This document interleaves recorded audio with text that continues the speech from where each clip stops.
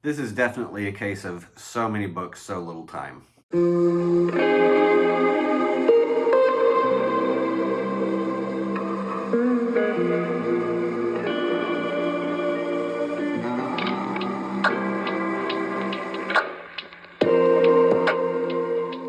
Hello everyone, welcome to Bound in Prose. I am your host Matt, and as you can see, I am in yet another new setup. I got a new bookshelf for Christmas, and I thought it was perfect to go over here in the corner, and then I could actually sit on my couch and be comfortable while I talked about books instead of on the floor.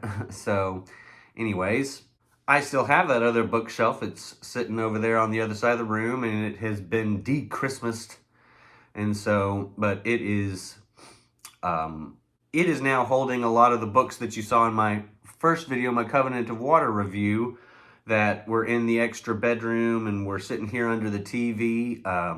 So they have been collected and condensed into just a few shelves now. So, and actual shelves and not just kind of scattered around my unit here.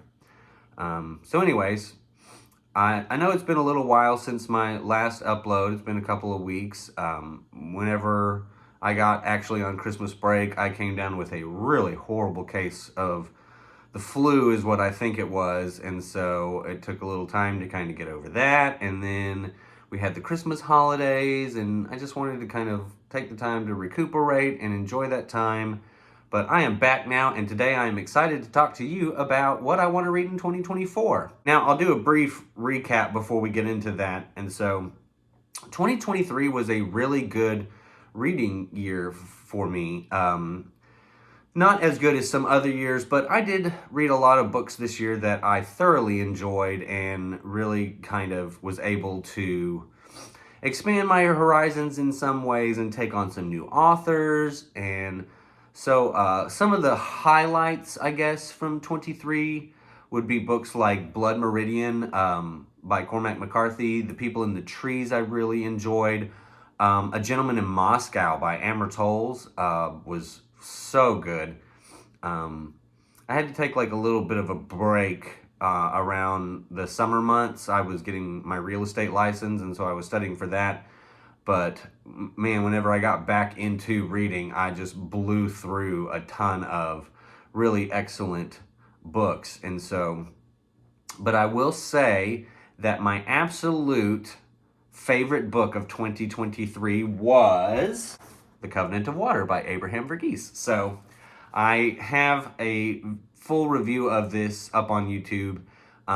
It's my first video, and I definitely kind of drone a little bit through that review. It was my first one, and anyways, but Covenant of Water by Abraham Verghese was such an incredible read. It was my first time getting to read Abraham Verghese. I found that book very serendipitously one day while I was in Walmart, and I went to the library, picked it up, and blew through it in about a week and a half, and then had to go out and buy my own copy. And so now it is sitting on my new bookshelf, and yes, it was my favorite read of 2023. So I'm just going to go through these in no particular order. Obviously, since I haven't read these books, I can't give you a whole lot of thoughts on them.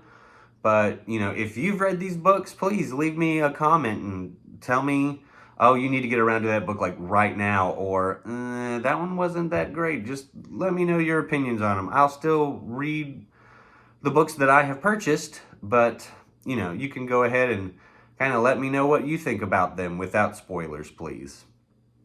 So the first book that I'm going to talk about is Jonathan Strange and Mr. Norrell. Now, this one has kind of been in my on my TBR for a little while. I have seen this book everywhere. I have heard people talk about this book. You go to any like bookstore, you know, and you see this book somewhere on one of the display tables. If you go to a used bookstore, you probably see a copy of this somewhere. So it has always been a book that I have seen around. People say that they really like it. And it seems like something that's going to be right up my alley. It seems like historical fiction. So yeah, historical fiction is one of my favorites, and so anyways, I have heard nothing but good things about this book, and I am really excited to get around to this one. Next is an author that I've read two of his books, and I really loved one of them, and the other one just didn't quite land for me. I am talking about Jonathan Franzen. Now, I have read The Corrections and Freedom. Now, The Corrections, I think whenever I picked up that book, I had my own expectations about what I was getting myself into. I had heard people say that it was really funny, and I kind of went into it thinking it was going to be like a comedy of errors. Like this family's like supposed to gather for the holidays. They're supposed to gather for, I believe, like Thanksgiving or something.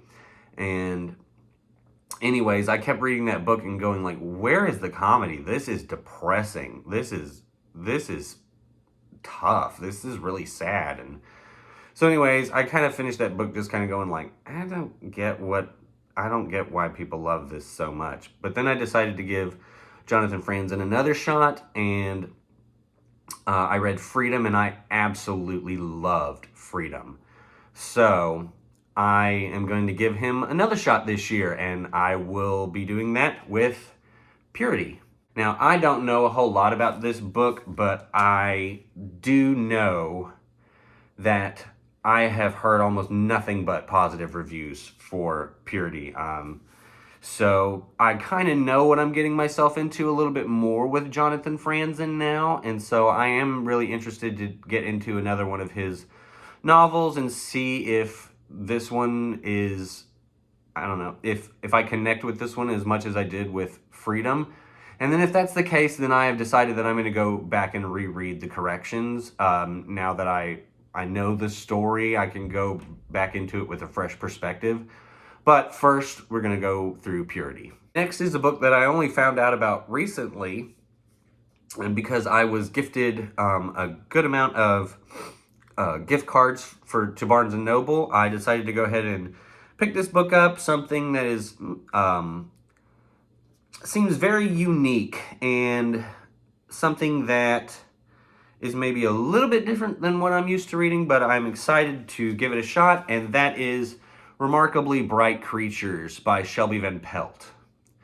Now, this book, from what I understand, follows the story of an elderly lady who works at an aquarium and basically becomes friends with Marcellus the octopus. Yes. And Marcellus kind of helps her figure out what happened to her son who disappeared a long time ago when he was on a boat, I guess.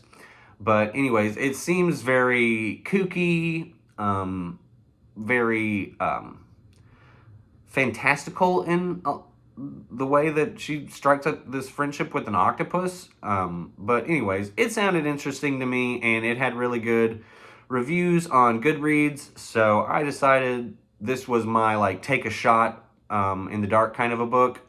And so I picked it up, and I'm looking forward to reading it. Next, I would say, is my most anticipated book of 2024. So since my favorite book of 2023 was The Covenant of Water, I am most looking forward to reading Cutting for Stone by Abraham Verghese. Now, I have heard a lot of people say that this book is better than Covenant of Water, so that makes me really excited. It is also a book about like the medical profession in a lot of ways. It deals with people in the medical field. I believe it deals with two brothers. Yes. Twin brothers. Yes. And so I also have gotten into like Indian culture and history, and I have been reading a lot more books that concern Indian culture and history, and so that's another reason that I'm really looking forward to reading Cutting for Stone. I'm actually going to be doing a review here in a bit on Salman Rushdie's Victory City that I just finished, so I have been immersing myself in that kind of topics, those kinds of topics recently, so I'm looking forward to adding another book that talks about that to my collection. Next, I'm really excited to read Pachenko by Minjin Lee. I hope I said her name right. So anyways, this is a multi-generational family saga about, I want to say, Koreans that immigrate to Japan. I believe that's correct.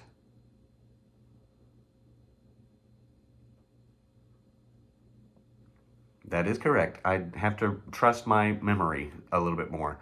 But anyways, I love those multi-generational kinds of books. I absolutely love books that deal with Asian culture.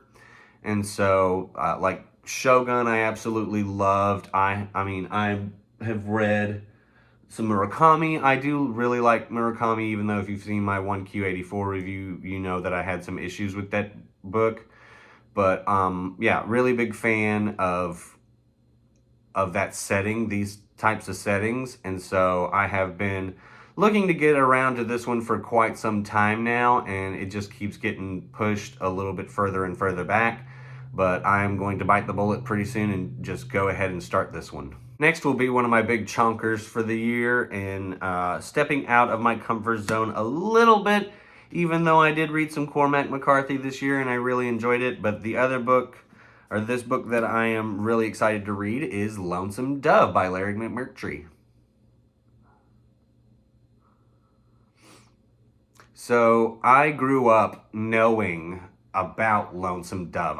The miniseries was a big deal in my household, and it got watched quite a bit. And I do remember watching some of it, but it was very long, and I just couldn't like stay interested in the entire like 6 hours of it. And so, but I do know some about this book. But yeah, whenever I picked this up at Barnes and Noble, the cashier like gushed about it and was just like, "Oh my gosh, like I have to go back and read that. It's been like 10 years and oh, it's so good and don't you just love it?" And I said, "Well, I've actually never read it." And so she's like, "Oh, then I'm going to stay quiet. You like read that book now." And so that made me really excited. And Justin, my younger brother, also wants to read this and kind of put this back on my radar. So this will probably be one of my big chunky books for the year, and I would love to talk about it if I actually do get around to this in 2024. Next, I'm going to blow through a couple of classics that I'm really intrigued to read. I started a series on this channel called Let's Read a Classic, and I did David Copperfield, and I have not done another classic here in a while, but another one is coming, and it might be one of the following. So one of them that I want to read is Jane Eyre by Charlotte Bronte. Obviously, this is a very popular, very well-known book, and I don't know a whole lot about it, but I think that this is the year to get around to reading this. Next is a more recent, I would say, classic, and I guess you could argue whether or not it actually goes under the title classic, but I'm going to call it a classic, and that's Flowers for Algernon by Daniel Keyes. So I know one of my best friends did a production of this on in theater in high school, and always just talked about how much he loved the story, and it seems really interesting. This seems like it's probably going to be a little bit of a downer, but that's okay. But yeah, I'm really excited to get around to reading Flowers for Algernon. Next, I want to read Of Human Bondage by William Somerset Maugham. I hope that I'm saying that name right. I thought it was Mon, but it's not. Anyways, but yes, always heard about this one a lot. This one kind of came on my radar whenever I watched Seven by David Fincher. And one of the characters is actually named Somerset. And then also when they're looking up like literature to try to figure out what this killer's MO is, one of the books that they talk about is Of Human Bondage. And then I saw this in half price, and it was pretty cheap, and so I was like, let's just go ahead and pick it up. But I've heard nothing but good things about this, so yeah, I'm excited to read Of Human Bondage. And then the last classic. It has been sitting on my shelf for a long time. I actually gave it to my mother and basically had her be a guinea pig and read this for me because it's such a chunky thing, and I wanted to know, is this worth my time? And everybody I've talked to said that ultimately it is. But anyways, then the last classic that I would like to get around to this year is Middlemarch by George Eliot. Now, I've heard this described as one of the greatest American novels. It seems like if I'm kind of into like Dickensian sort of literature, that this would probably be something that I could get into as well. Like I said, it is a chunky thing. I'll be doing a lot of driving, so it might be a good idea to get an audiobook for this one. But yes, this has been sitting on my shelf for a couple years now, and I think that 2024 should be the year of Middlemarch. Okay, so just a couple more here and then we'll call it good, because I I would love to just sit here and go, I want to read every book that I have on my shelf that I have not read yet. But it's probably not going to happen, and I do have some chunky books to get through. But anyways, so let's talk about a fantasy book that I would love to read. While I am waiting on the new Stormlight Archive to come out, I would like to start this series, the Lacanius trilogy, I believe. But the first book is called The Shadow of What Was Lost by James Islington. But yeah, this one I had seen like advertisements on Facebook, and it got glowing reviews, and it's another one that I've just kind of like seen around, and I love epic fantasy. I love big, like, long fantasy books, and this one seems to have like garnered a lot of praise, and so I saw it one day. I actually picked this one up whenever I picked up Jonathan Strange and Mr. Norrell. They had a buy one get one free at a buy two get one free at Barnes and Noble, and so I was like, okay, there we go. Jonathan Strange, Mr. Norrell, Shadow What Was Lost, excuse me, and I can't remember the third book that I picked up off that table, but yeah, really looking forward to getting into another big fantasy series. Then we'll kind of run through a couple of true crime that I'm really looking forward to. So I had mentioned that I wanted to go back into a little bit of true crime whenever I did my video with Justin. And so he remembered that, and for Christmas he got me a couple of true crime books. So one of those being The Trial of Lizzie Borden. Obviously everybody, if you know anything about true crime, you know the story of Lizzie Borden. She had an axe and she gave her father 40 whacks and that kind of stuff. Very infamous story. So I think that this would be really interesting to like get into and actually dig into some of the details and see kind of what really happened. But yeah. Next is The Phantom Killer by James Presley. Now, this takes place in Texarkana, Arkansas, and whenever I drive to go teach at college, I have to drive through Texarkana. And I actually went to college pretty close to Texarkana, and I had learned about this. And there is a movie and a remake called The Town That Dreaded Sundown about these killings. And so the killer was never caught, but yes. So I think it would be really interesting to read this book and actually kind of get some of the details about what occurred and know, I don't know, the truth about it more so than what's just in the films.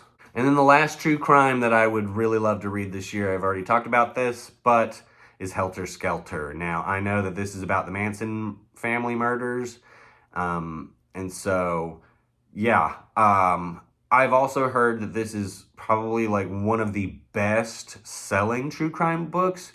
I had heard about this one, and I think it was like whenever I got interested in it and whenever I read In Cold Blood, this was like the only one that people like really put above In Cold Blood as one of like the best true crime books. So really looking forward to getting into Helter Skelter. Last but not least, I would really like to get back into the Asian saga with Taipan. Now, if you've seen my top 10 favorite books video, you know Shogun is on there. And I have been wanting to get back into the Asian saga for a while now. Taipan is the second book. It's also gotten really great reviews. I know that each one of these is kind of like a self-contained story. So John Blackthorne doesn't come back for the other ones. So I'm interested to see like how these like might connect or just where we're gonna go from Shogun. But yeah, also really looking forward to getting back into this series. And I can't help myself. I just have to sort of like rapid fire some other ones that I didn't like pull off the shelf. But I also really want to read The Name of the Rose by Umberto Eco. I want to read Shantaram by Gregory David Roberts. I almost called him David Robert Mitchell. I want to read Where the Crawdads Sing by Delia Owens. I want to read, I can't believe I'm going to say this, but I'm going to read it. I'm going to give it a shot and see what comes of it. But I'm going to read A Court of Thorns and Roses this year. I'm afraid that that's not really going to be my bag, but I'm going to give it a shot. It's really popular. We will see. I want to read The Book Thief by Marcus Zuzak. I got this nice copy here, right here, of four Hemingway novels. I've been wanting to go back and reread those. It's somebody that you get pitched a lot in high school and you just kind of like, bleh, you just kind of like get through it. But I want to go back and actually give Ernest Hemingway like a fair shot, read him on my time and as a more mature adult. I also want to read The Sound and the Fury by William Faulkner, and I would also love to get back into, this is my complete novels of James Joyce. I have read Dubliners, and I have read The Portrait of the Artist as a Young Man, and I would like to try and tackle Ulysses this year. So anyways, lots to do, lots to read. Gonna stay busy with that, and I really look forward to seeing what my 2024 reading list, my reading log looks like. I think I'm gonna set my goal to be 25. I know for a lot of booktubers out there, they can read like 150 books. Y'all, I just don't have that kind of time.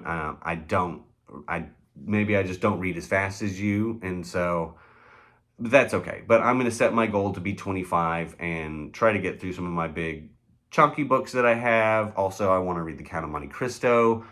I want to read everything. I want to read all the books this year. But anyways, thank you so much for joining me for this. Let me know what you're wanting to read in 2024. Let me know if we have anything similar that we want to get around to this year. And I will be filming a review here in just a bit about Salman Rushdie's Victory City, and so be looking for that to come out. And then we will see what book I choose after that. So anyways, thank you once again for watching. It's good to be back here on the platform. And please like, comment, subscribe, and I will talk to you again really soon. Thanks. Have a great one.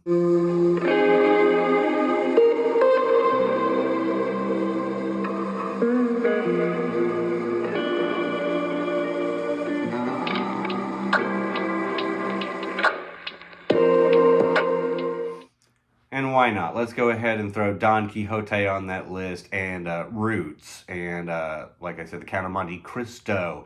And why don't we also read The Three Musketeers? And why don't we read Anna Karenina? And why don't we read